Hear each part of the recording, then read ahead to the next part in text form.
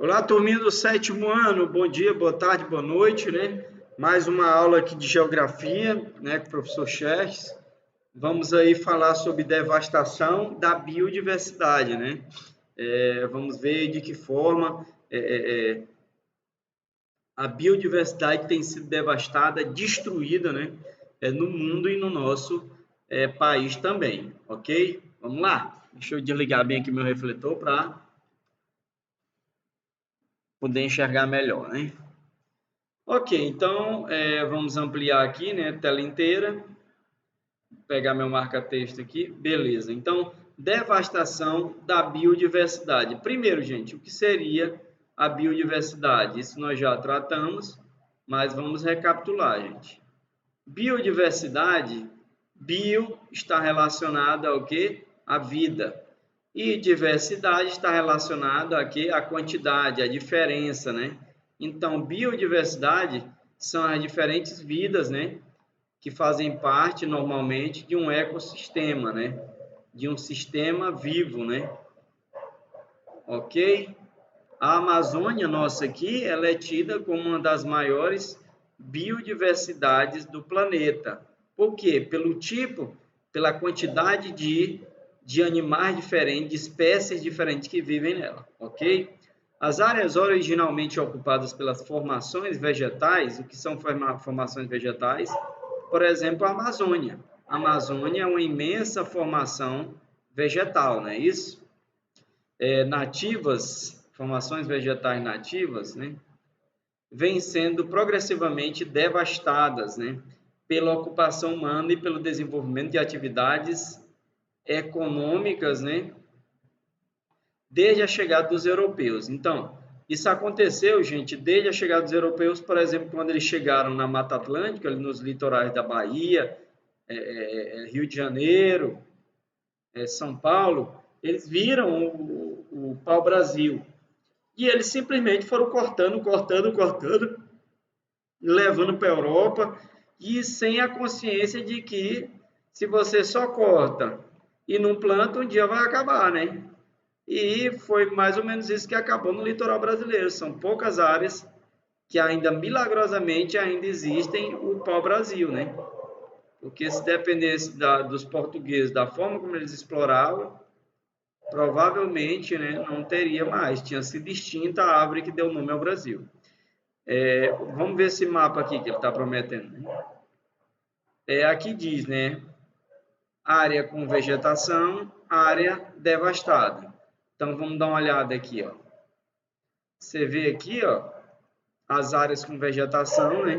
Você vê aqui que no sudeste a devastação é bem maior, no centro-oeste também.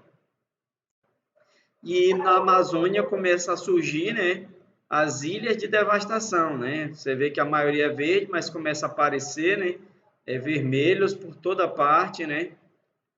É triste, né? Vamos para a próxima.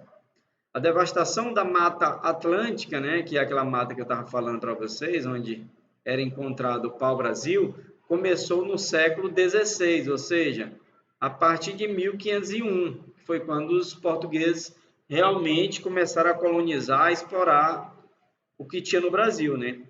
Com a intensa extração do pau-brasil, já tinha dito isso aqui para vocês, né?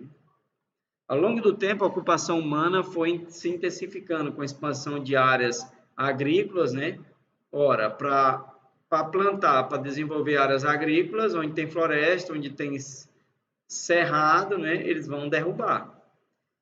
E urbanas, né? Ou seja, a construção de cidades, né? O desenvolvimento de cidade também vai acabar com a floresta que estiver perto, né? Abertura de estradas, né? Porque normalmente quando se abre uma estrada numa floresta, as pessoas começam a ocupar a lateral, a margem dessas estradas, né?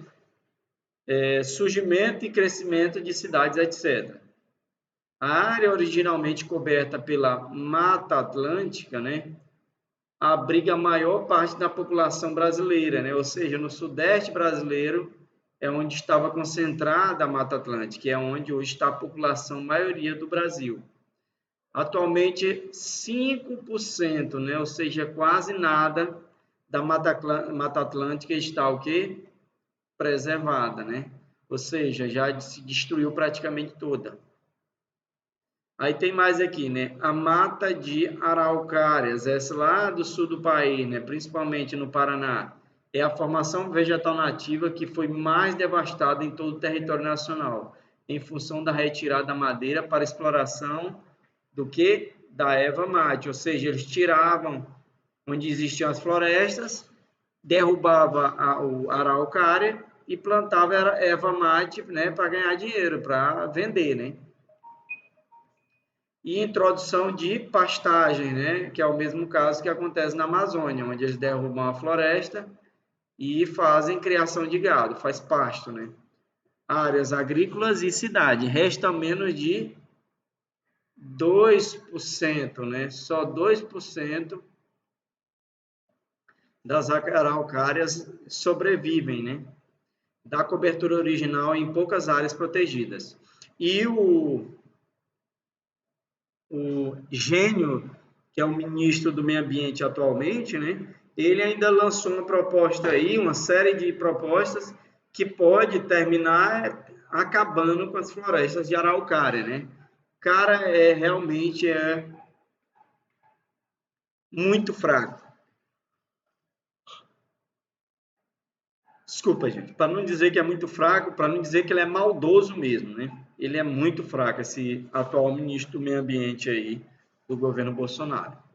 Além da ocupação humana com a abertura de estradas, expansão de cidades, o desmatamento da floresta amazônica ocorre em razão do quê? De queimadas, né? Esse ano a gente ouviu falar muito de queimadas, né? Muita queimada ocorrendo na Amazônia, porque na verdade o fogo, gente, é a forma mais barata de você tirar a floresta. Você, ao invés de contratar tratores, motosserras, você derruba uma parte, né? A floresta está seca, essa parte que você derrubou vai virar uma massa de folha e madeira seca, você taca fogo e esse fogo vai avançar sobre o resto da floresta. Depois que o fogo apagar, você planta pasto, né? E aí, naquele pasto, você bota o gado. Então, é a forma barata de formar pasto, é o fogo. Agora, muitas vezes, o fogo perde o controle, mas isso aí, os caras, os grileiros, esses caras que invadem terras públicas, invadem florestas para formar pasto, eles não estão preocupados com isso, né? Com o bicho que vai morrer, com o solo, nada. Então, as queimadas, extração de madeira, né? Extração de madeira para fazer móvel, para fazer palha de dente, etc. Exploração mineral, né? Ou seja, atrás de minérios, né? Eles derrubam a floresta também. E construção de hidrelétricas, né? E isso com apoio dos governos, desse que está agora aí e dos outros, né? Porque as hidrelétricas de Santo Antônio, Giral, né? E Belo Monte, todas foram autorizadas pelo IBAMA, todas foram autorizadas pelo governo federal, com dinheiro, inclusive, financiada pelo governo federal. Aqui do Estreito, também com dinheiro do governo federal, né? Os caras usam o dinheiro público, né? Com a desculpa de que vão beneficiar a gente. Nadinha. Eles estão beneficiando a eles. Porque eles vendem energia caro, né? Usam um rio que não é deles, que é de todo mundo, e destrói, matam esse rio, né? Em nome da ganância deles. E nós ficamos chupando o dedo e pagando energia cara, né? Criação de gado, né? Eu já falei para vocês que muito da Amazônia que é derrubada é para formação de pasto, né? Para criar gado. E a agricultura, né? Que é muito comum aqui no Maranhão, né? Muitas áreas que eram cerrado, que eram floresta, foram derrubadas e hoje se planta soja. Com destaque para a expansão do cultivo de soja, como eu falei, né?